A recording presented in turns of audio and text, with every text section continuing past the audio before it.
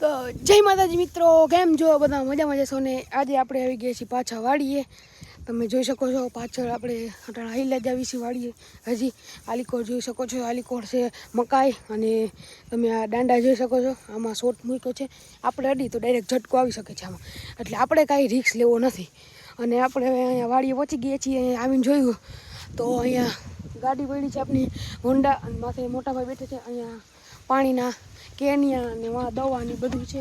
અને તમને દેખાતા હોય તો વાં મામા દવા સાથે તમે જોઈ શકો છો. વાં મામા દવા સાથે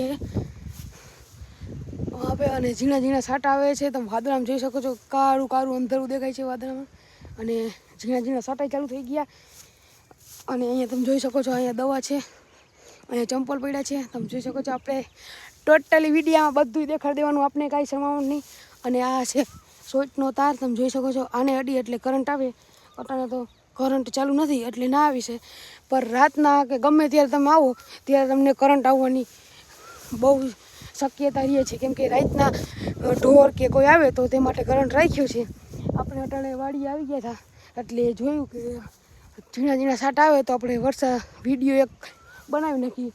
તે માટે પાછળ ઓલીકોર વાડી છે અને એની પાછળ નદી છે. આમે નદી છે અને આલીકોર મકાઈ વાવી છે, તમે જોઈ શકો છો. અને પાછળ આ છે અમારી વાડી, તમે જોઈ આલીકોરે વાડી છે. આ બધી આખી વાડીનો વ્યૂ તમે જોઈ શકો છો, કેવો અસલ આવતો હોય છે તમને. તો આજના મિની વ્લોગનું આપણે એટલું જ રાખી. તો બધા મિત્રોને જય માતાજી.